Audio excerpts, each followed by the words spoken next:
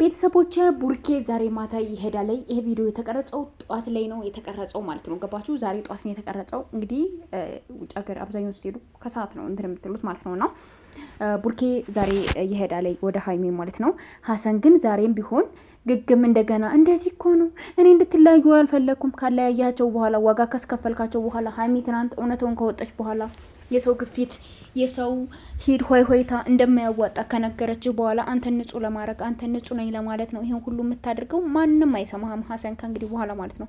ማንም በቃ ሀይሜንና ብሩኬን እንደዚህ ልትበጠብጥ እንደዚህ ልታደርገ ከቻልካቸው አንተ ነህ። ስለዚህ አሁን ላይ እንደዚህ ነበር በዚህ ገብቶ በዚህ ወጥቶ እንደዚህ ሆኖ ምናምን እያልክ ምንም አይነት ነገር ብትናገር እኛ አንሰማህም። በቃ ምንም ልንሰማህ የምንችለው ነገር የለም። በቃ ቡርኬና ሀይሜን አለያይታቸዋል።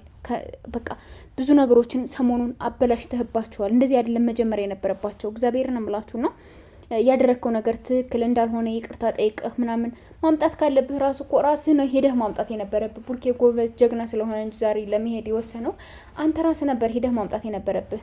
ጭራሽ ደግሞ ትኬት የቆረጡ የማዳም ቅመሞች ናቸው ተብለዋል ማለት ነው። ከገባችሁ ትናንት ነግራችኋለች አይደለም? በሴቶች በተለይ በሴቶች በጣም ጎድቻለሁ ነው ያለች።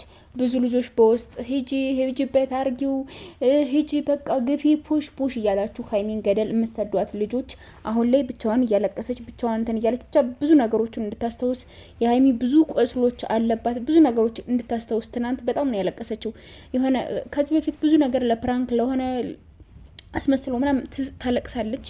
ግን እንደ ትናንት ስታለቅስ አላየዋትም።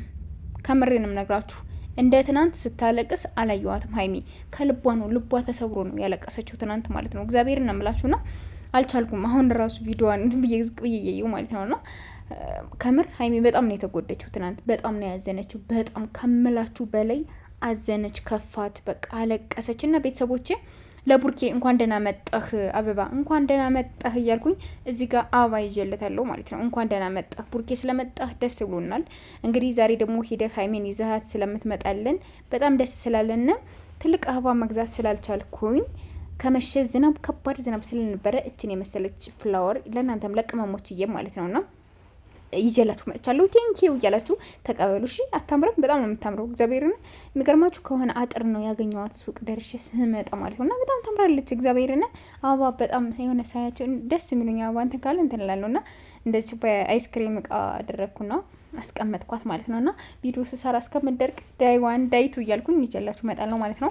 ለማንኛውም ቡርኬ የኛ ጀግና ወንድም የኛ ታታሪ የኛ ስማርት ጎበዝ ነህ፣ ጠንካራ ነህ። እግዚአብሔርን ነው የምልህና በህይወታችሁ ሶስተኛ ወገን አታስገቡ ምንላችሁ ለዚህ ነው። ጓደኛም ሆነ ምንም በትዳራችሁ ላይ አያስፈልግም።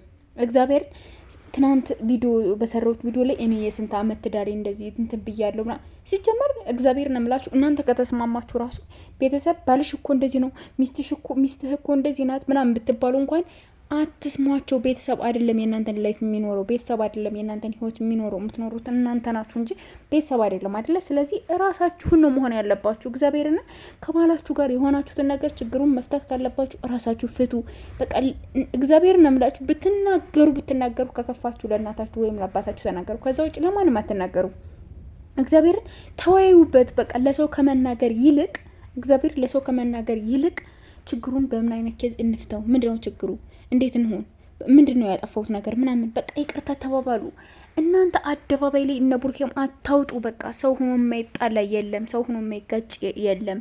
ማንኛውም ሰው ይጣላል፣ ይጋጫል። ድንጋይ እንኳን ይጋጫል፣ እንኳን ሰው እግርና እግር እንኳን ሲራመድ ይጋጫል። ስለዚህ ሰው ሆኖ የማይጣላ ሰው የለም። እግዚአብሔር ነው የምላችሁና ፕሊስ ራሳችሁን ሁኑ፣ አትጣሉ። በቃ ፍቅራችሁን ነው የምንፈልገው እኛ፣ የእናንተን ፍቅር የእናንተን ሰላም በቃ የእናንተን አንድነት ነው የምንፈልገውና ፕሊስ በተቻላችሁ መጠን ራሳችሁን ነው መሆን ያለባችሁ። እግዚአብሔርን ነው የምላችሁና እኔ እንጃ አላቅም።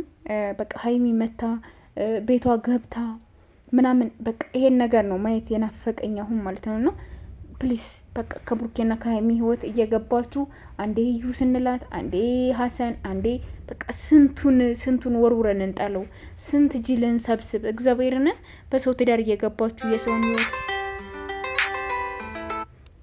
የሰውን ህይወት ለመበጥበጥ ለመበተን የምትጥሩት ነገር በጣም ነው የሚያስጠላ። ማርያምን ነው የምላችሁ በጣም ከምላችሁ በላይና ፕሊስ ፕሊስ እረፉ፣ እረፉ፣ ማርያምን እረፉ። በቃ